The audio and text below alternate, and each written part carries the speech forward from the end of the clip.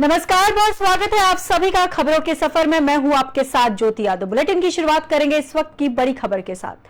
मुस्लिम world league के महासचिव शेख मोहम्मद बिन अब्दुल करीम अल ईसा ने मंगलवार को प्रधानमंत्री नरेंद्र मोदी से मुलाकात की है। दोनों ने धर्मों के बीच सद्भाव बढ़ाने और शांति कायम करने को लेकर चर्चा की। मीटिंग में देश की विविधता को लेकर भी बातचीत हुई है। पीएमओ ने ट्वीट कर इस मुलाकात की जानकारी दी है। अल ईसा सऊदी अरब में न्याय मंत्री भी रह चुके हैं। अब्दुल करीम अल ईसा 5 दिन के भारत दौरे पर आए हुए हैं। वे 10 जुलाई को भारत पहुंचे थे। वहीं मंगलवार को उन्होंने खुसरो फाउंडेशन और इंडिया इस्लामिक कल्चरल सेंटर द्वारा आयोजित एक कार्यक्रम को भी संबोधित किया। इस कार्यक्रम में भारत के एनएसए अजीत डोभाल भी शामिल हुए और अल ईसा ने खुसरो फाउंडेशन के कार्यक्रम में कहा है कि अपनी विविधता के साथ भारत अलग अलग धर्मों के लोगों के साथ साथ रहने का एक बेहतरीन मॉडल है। ये देश दुनिया को शांति का संदेश भेजने में सक्षम है। उन्होंने कहा कि भारतीय समाज में मुस्लिमों को अपनी राष्ट्रीयता पर गर्व है कि वे भारतीय नागरिक हैं और उन्हें अपने संविधान पर भी गर्व है।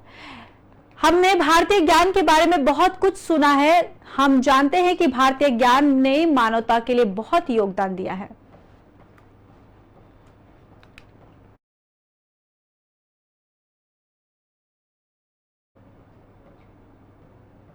पश्चिम बंगाल में ग्राम पंचायत, पंचायत समिति और जिला परिषद चुनाव के वोटों की काउंटिंग मंगलवार को जारी है। शाम 7:30 बजे तक आंकड़ों के मुताबिक ग्राम पंचायत की 27,985, पंचायत समिति की 118 और जिला परिषद की 18 सीटों पर रिजल्ट आएगा। वहीं पर आपको बताते चले कि नतीजों के मुताबिक टीएमसी एक तरफा जीत की तरफ बढ़ती नजर आ रही है और पार्टी ने ग्राम पंचायत की 18,606 सीटों पर जीत हासिल की है, जबकि 8,180 सीटों पर आगे है। वहीं पंचायत समिति और जिला परिषद की अब तक सारी सीटें टीएमसी के खाते में गई हैं। टीएमसी के मुकाबले बीजेपी, कांग्रेस और लेफ्ट फ्रंट अभी बहुत पीछे नजर आ रहे हैं।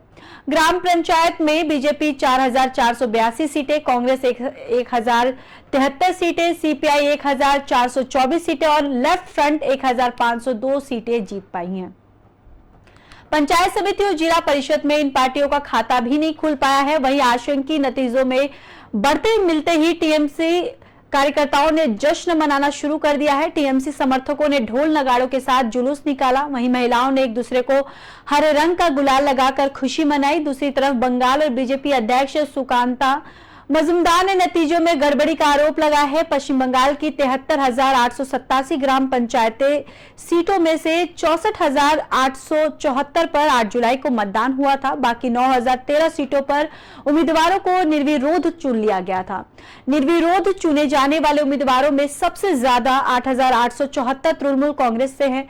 चुनाव के दौरान कई बूथों पर हिंसा और बूथ कैप्चरिंग की घटनाएं भी सामने आई हैं और इसके बावजूद भी 80.71% मतदान हुआ है। शिकायतों के बाद चुनाव आयोग ने सोमवार को 19 जिलों के 697 बूथों पर दोबारा वोटिंग करवाई। वोटिंग 69.85% हुई और हिंसा की कोई बड़ी घटना सामने नहीं आई है।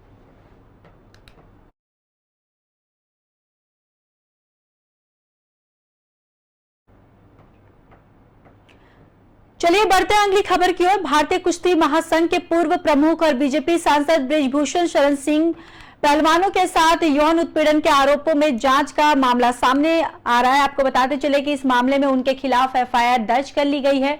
अब बृजभूषण शरण सिंह का एक महिला पत्रकार से बदसलूकी का मामला भी सामने आया है।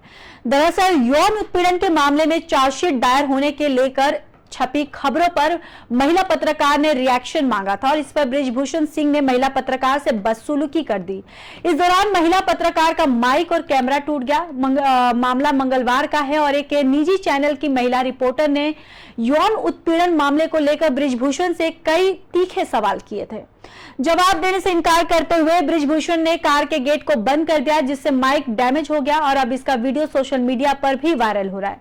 वहीं जानकारी के मुताबिक बृजभूषण शरण सिंह दिल्ली एयरपोर्ट से आ रहे थे, तभी महिला पत्रकार ने उनसे महिला पहलवानों से यौन शोषण के आरोपों को लेकर एक तीखा सवाल कर दिया था।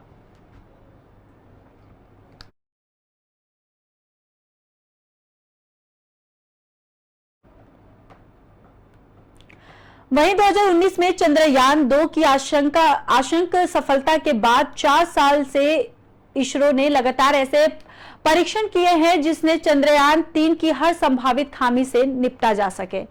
मसलन फेल होने पर क्या होगा और हल या विकल्प क्या हो सकते हैं, ये जानकारी इसरो के चेयरमैन एस सोमनाथ ने शेयर की है। उन्होंने बताया कि 2019 में हम सॉफ्ट लैंडिंग में असफल रहे थे। इसकी वजह यह भी थी कि खोजने के लिए हमारे पास सड़क हादसे की तरह मौके पर पहुंच हालात को जानने या फुटेज देखने का जरिया नहीं था। इसलिए चंद्रयान 2 मिशन के डेटा का विश्लेषण किया और उसके सिमुलेशन से देखा गया कि क्या गलत हुआ है, कहां समस्या थी।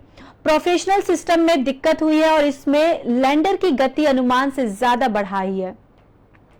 लैंडिंग के दौरान लैंडर को लगातार धीमा होना था ताकि वह चांद की सतह पर बिल्कुल सुरक्षित उतर सके। चूंकि लैंडर की गति घटने के बजाय बढ़ने लगी थी, इसलिए हमारा सॉफ्टवेयर उसे नियंत्रित नहीं कर पाया था। चंद्रयान 2 के उतरने का स्थान 500 मी गुणा 500 मी था और संपर्क में रहने के लिए नियंत्रण सीमित था। सेंसर खास पैरामीटर तक की सेंस कर सकते थे, इसीलिए फेल हो गया। लैंडर में 5 रोवर में 2 यंत्र है और ये तापमान, मिट्टी और वातावरण में मौजूद तत्व और गैस ढूंढेंगे।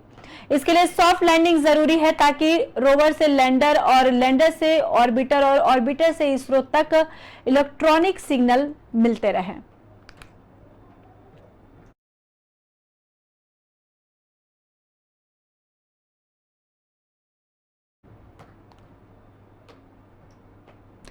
दिल्ली पुलिस ने एयर इंडिया की फ्लाइट में क्रू मेंबर के साथ बदसलूकी करने का वाला जो नेपाली नागरिक को गिरफ्तार किया गया है। अधिकारियों के मुताबिक आरोपी पर वॉशरूम तोड़ने और पैसेंजर के साथ मारपीट की कोशिश करने का आरोप है। यह घटना कनाडा के टोरंटो से नई दिल्ली आने वाली फ्लाइट में हुई। टोरंटो से दिल्ली आने वाली फ्लाइट में नेपाल के रहने वाले महेश सिंह पंडित सफर कर रहे थे। उन्होंने अपनी सीट 26E से 26F में बदल ली। जब क्रू मेंबर आदित्य कुमार ने रोका तो आरोपी धक्का देने लगा। आदित्य ने पैसेंजर महेश की शिकायत सीनियर पायलट से की, लेकिन इसके बाद महेश कुछ देर के लिए शांत हो गया। थोड़ी देर बाद आरोपी वॉशरूम में जाकर सिगरेट पीने लगा। स्मोक अलार्म बजने पर क्रू मेंबर्स ने उसे रोकने की कोशिश की तो उसने वॉशरूम का दरवाजा तोड़ दिया। कुछ अन्य पैसेंजर रोकने आए तो आरोपी ने मारपीट करने की कोशिश भी की और इसके बाद किसी तरह उसे कंट्रोल किया गया। दिल्ली पहुंचने पर उसे पुलिस के हवाले कर दिया गया। वहीं मामले में पुलिस केस दर्ज मामले की जांच कर रही है।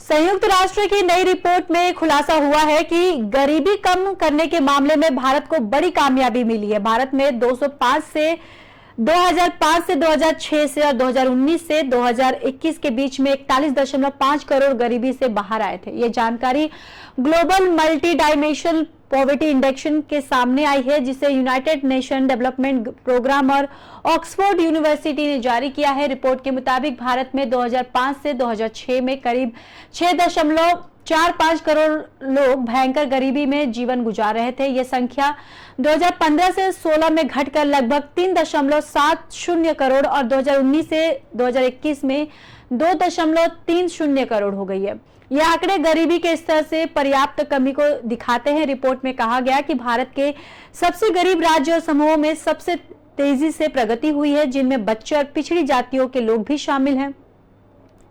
वहीं रिपोर्ट के मुताबिक दुनिया के 110 देशों के 610 करोड़ लोगों में से 110 करोड़ लोग भयंकर गरीबी में रहते हैं और इसमें 18 साल से कम उम्र के बच्चों की संख्या लगभग आधी और 56.6 करोड़ है। बच्चों में गरीबी दर 27.7% है, जबकि वयस्कों में यह 13.4% है।